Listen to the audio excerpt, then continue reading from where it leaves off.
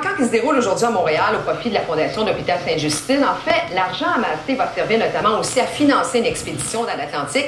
Et Mylène Paquette, qui est à mes côtés, va traverser l'Atlantique à la rame, excusez-moi, au profit des enfants malades de Sainte-Justine. Alors, il faut vraiment le faire.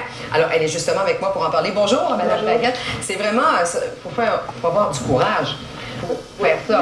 Mais vous avez aussi un bel exemple chez les enfants parce que vous travaillez vous-même à l'hôpital Sainte-Justine. Je suis préposée bénéficiaire à Sainte-Justine depuis 8 ans.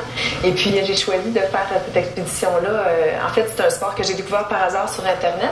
Et puis, ça fait quelques années déjà que je suis plusieurs courses de par le monde à la rame, des traversées océaniques. Et puis, j'ai décidé de faire ça pour les enfants malades, surtout pour leur montrer qu'avec détermination, force, on peut arriver à nos fins et que tout est possible. Bon, alors, vous allez traverser l'Atlantique à la rame. Vous ne serez pas seul. Non, c'est ça. On est 6 personnes à bord de Saragé, c'est le nom de notre bateau.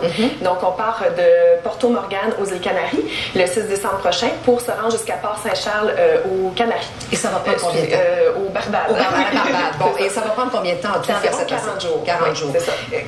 L'entraînement pour parvenir à faire ça, parce que c'est pas rien, c'est des dizaines, des centaines de kilomètres qui séparent. C'est 5000 km, 3100 000 marins. Ouais. Et puis, l'entraînement, quand présentement, je rame, je fais de l'aviron au Club de Montréal, au Club d'aviron de Montréal.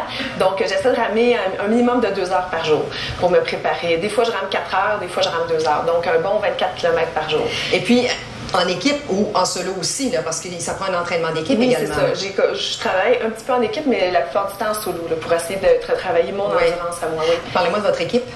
L'équipe des gens avec qui je m'en vais en bateau. Donc, c'est des gens qui viennent de l'Irlande, de l'Angleterre et aussi de la Scandinavie. Des gens que j'ai été mis en contact via Internet.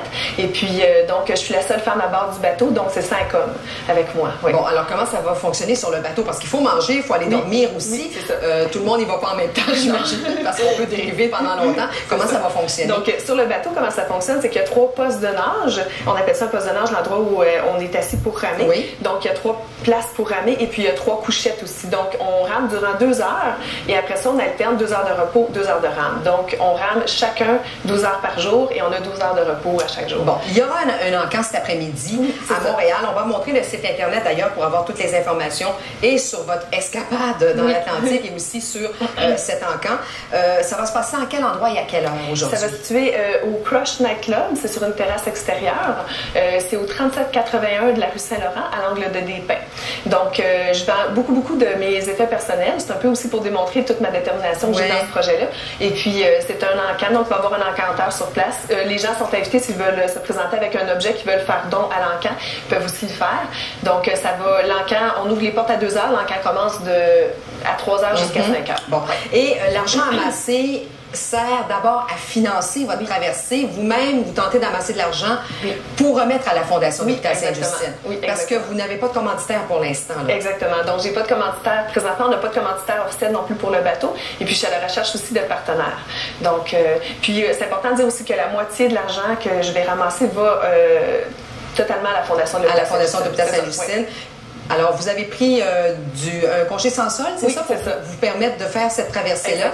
Alors, vous allez partir pendant, je vais partir environ, je pars au mois d'octobre faire des essais en mer aux îles Canaries, excusez-moi, en Angleterre, et ensuite je pars aux îles Canaries vers le 15 novembre. Et donc, vous allez fêter Noël finalement sur le bateau. Là, vous allez dans l'océan pour passer le nouvel an avec vos partenaires. Mais écoutez, on va vous souhaiter bonne chance, Mme Paquette. Félicitations pour votre belle initiative.